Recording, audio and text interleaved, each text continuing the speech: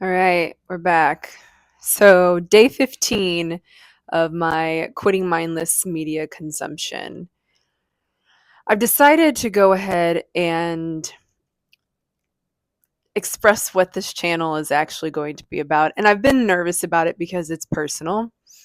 But it is the value that I hope to ultimately provide. And so I should tell you what it is.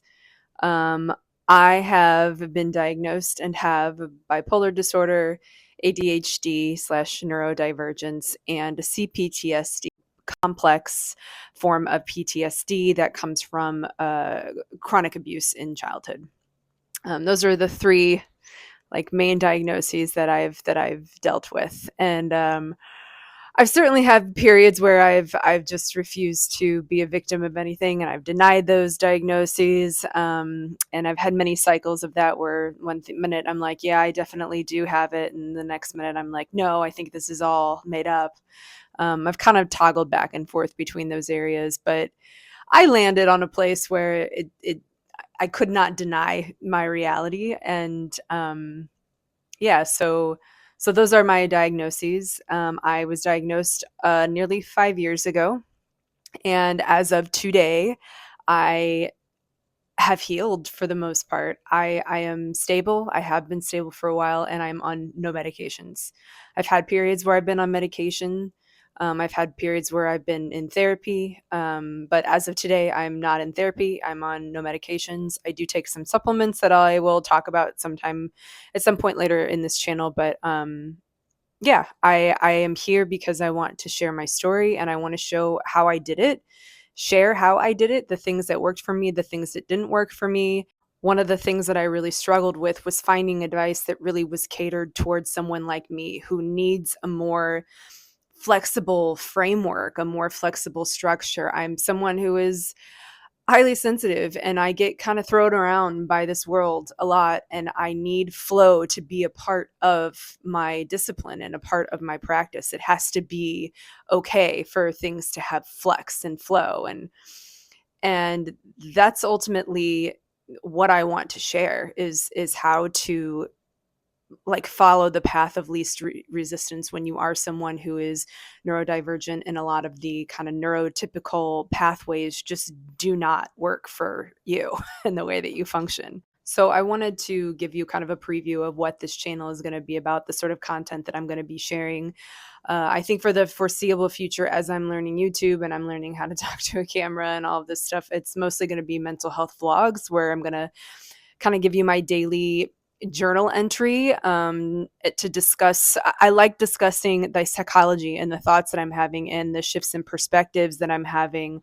And this recent quitting mindless media vlog, I'm learning as I'm getting about halfway through a month here, that this is really about healing from grief. Like, I had a period of major grieving, like full body expulsion of energy, and love, really a lot of expelling lost love energy that brought me to a clearing in my state of being where I'm just no longer avoidant, I think, is what happened here. So I'm not looking for ways to procrastinate all day and avoid all day. Like, something really dislodged in me from the grief. And so in future videos, I think I'll go more into the grief and what I think is happening there, and how it's alchemizing to this incredible new state of being. But for now, for the sake of the vlog and the topic that I'm talking about, I'm going to keep on talking about quitting mindless media consumption. And there's a couple of things that I'm going to talk about in this video specifically. With all that said, I don't really consider this an advice channel. I am talking about the things that worked for me, and there might be something in there that is just said in a way that is going to be accessible for you, or it might not. And I'm not really, I have a tattoo on my arm here. It says, the great path has no gates, thousands of roads enter it. And it essentially is exactly what I'm saying, is that Not all advice is meant for you, and not all advice is going to land on you. It's not all going to work for you. Also, you might get advice 2 years ago that wasn't accessible to you then, but if you tried the same thing today, you'd be in a different place and it would work instantly. So when I give advice, like, understand that if there's a huge level of resistance that comes up when you hear something that I'm saying, that I'm suggesting, you're probably not ready for it. And don't beat yourself up if you're not there. It just bookmark it for later, or it just may not be something that's for you. Please don't take any of my suggestions as an opportunity to shame yourself if you're not quite able to do it, or if it's not something that you even want to do. So the two things that I'm going to go over is just the new things that I'm noticing with quitting mindless media consumptions, how that shift has changed things. Again, me not being avoidant, how that has opened up things for me. And then I'm going to give a couple of pieces of advice that I'm not giving you. Kind of the low hanging fruit. If there's things that you're like, I just want to try something to see if that can kind of move me in a different direction or have me shift my relationship with social media and consuming it in some sort of way. I'd like something from this video that I can try. First thing, I am learning a lot, and I am open to learning a lot. An example is my sister gifted me a beginner sewing machine about 8 months ago. And it was just for fun. It was something, she sews a lot, and sewing is in my family, and I know how to hand sew, and I kind of have a temperature on design. I do like to design, and I've had people make garments for me. So she was like, why don't you learn how to do a little bit of your own sewing? So she got me this beginner sewing machine. If anybody knows how a sewing machine works, setting it up and kind of getting going for the first time is a really daunting task. Like, you have to read the instructions, you have to figure out how to bob the needle. I don't even know if those are the right terms to get the thread to go in the right directions. And there's it's coming from two different directions. And then, it is a possibly dangerous tool. So you got to know how to safely operate it. And there's different fabrics have different sorts of thread that you want to use. It's complex. It's a very complex thing, and to come with not really any base knowledge to go off of and just learning from square one, it's a huge undertaking, and I understand why I put it off for many, many months. But just 2 nights ago, I was kind of in a twiddling my thumbs situation. What do I want to do? I'm not doing anything social tonight. I'm not going to just get on the TV and watch, I gave myself an hour to do that later, but right now I have an hour of time. And so I decided to sit down and take it out. And I found a YouTube video that was the exact make and model of the sewing machine that I was using. And somebody gave just a beautiful 20-minute tutorial showing all of the up close of the thread goes here and then it moves through here, and perfect, beautiful tutorial. And so I just followed it, and in about 45 minutes I was sewing my first line. And so I played around with that for a bit, but that's huge. It was a huge undertaking. It did have resistance. I did feel this is a big thing to do, but when mindless media consumption is not something that I'm willing to do, or it doesn't feel like an option, I'd rather find something else stimulating to do, even if it's a little challenging. And I don't I gave myself no pressure. Basically, I was I'm just going to open it and try to set it up. And if it comes to a place where I'm just too overwhelmed, I'll step away. No big deal. But that's a huge shift in me. That's a significant change. I had been very avoidant to doing that in the past, and now something shifted, and I found myself sitting down and actually engaging in something that I knew was going to be hard. I'm realizing that kind of learning, that kind of learning a new skill set, is the kind of learning that keeps you young and neuroplastic. It's the kind of learning that reminds your body that it's very malleable and changeable and flexible. Just like our young bodies are like the bones are like rich in collagen, and they can move and shape into different forms very easily. They're not hardened. I feel like my dopamine receptors have really normalized again. Like the normal motivation that has always been there, kind of underneath everything, underneath trauma, underneath mindless media consumption, underneath, all the things that block you. There's always been this natural motivation to want to learn and be doing challenging and stimulating things with my time and my energy. That's a really that's our default state of being. So that leads me to the next and final point. The low hanging fruit, if anybody is wanting to try in some sort of way to alter or change their perspective and their relationship with social media or just any kind of media consumption, try to keep your tasks as separate as possible. And there is only so much time in the day, and I know there are people out there who have kids and they have full-time jobs, and to some extent, like, it's not possible to you do have to multitask. So I'm not, if that's your situation, like, do what you can. Um, but a major thing that really heals your dopamine receptors for a big bang for a small buck, a lot of value, is if you can sit down and eat without any sort of media.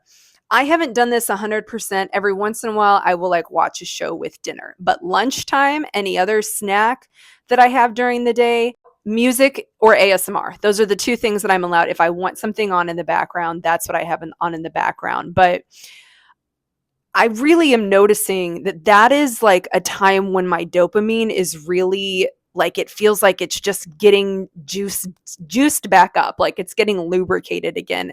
And I'm so very focused on my food, how it tastes, the textures. And I'm also finding a bit more enjoyment in simpler foods. And I think that has something to do, like celery, for example. People don't usually like write home about celery, but man, a raw piece of celery that's like fresh and crisp is actually very flavorful. If you're sitting down and you're just focusing and tasting it all, it's so like juicy and flavorful. I understand why it goes in soups. Um, anyway, so that's if there's just one small thing that you can try to do that doesn't really require a lot of effort. Just try to eat without watching something or without scrolling on your phone. Try to have eating be the only activity that you're doing at that time. And that will do something for your dopamine. A second thing I'm gonna recommend that is I think a little more advanced, but I am doing it, and I am doing it successfully, is to plan your social media engagement time.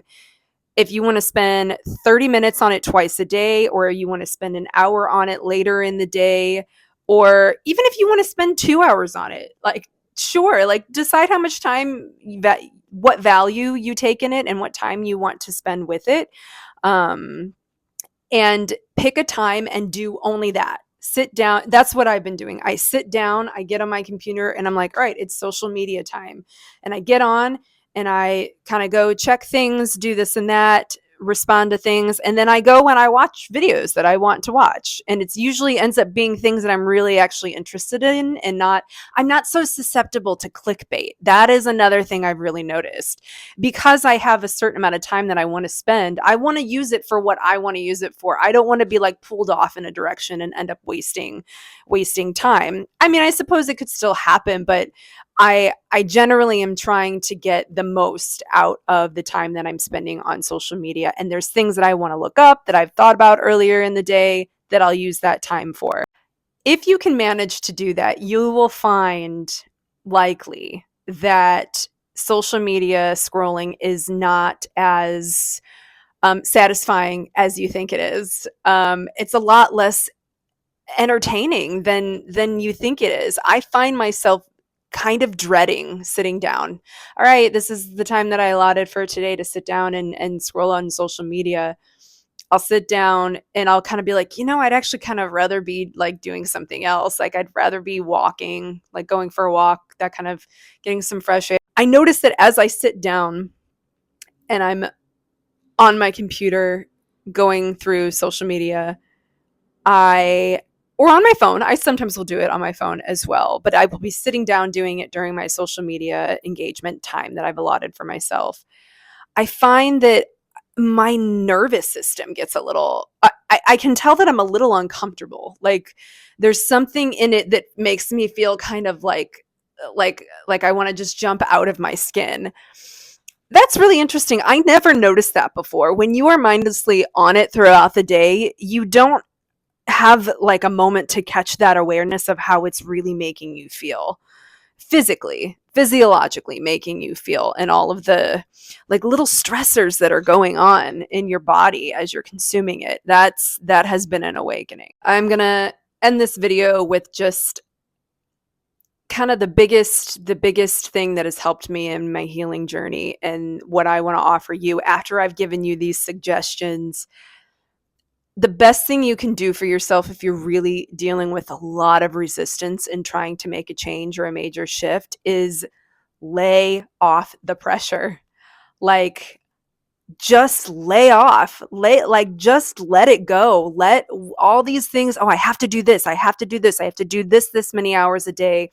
I'm going to have to be involved in all these little things. I'm going to have to be on all these apps. Like if it's too much and you're overwhelmed, you have to back out and just because it's never going to be sustainable if it doesn't feel easy and fun. So you have to find the place where it can feel light and easy and fun and kind of get yourself bared on that track and then slowly build momentum from a place of feeling free and good. You can't achieve it from a place of constant pressure. And if you do, it's going to wreak havoc later down the road. It's just not good for you or the people around you to try to just like force yourself through resistant energy. It doesn't pan out. Today has been 15 of my quitting mindless media consumption. I think I'm going to do about 30 days of this little journey and then we'll switch up the topics. I think I'll start kind of talking about grief and how grief works in healing, and how it can really like open up and make things very fertile for a big shift and major change. So we'll talk about those topics coming up. But thank you for watching. Please subscribe if you would like to see some more videos. It does help my channel. So I'll see you next time. Ciao.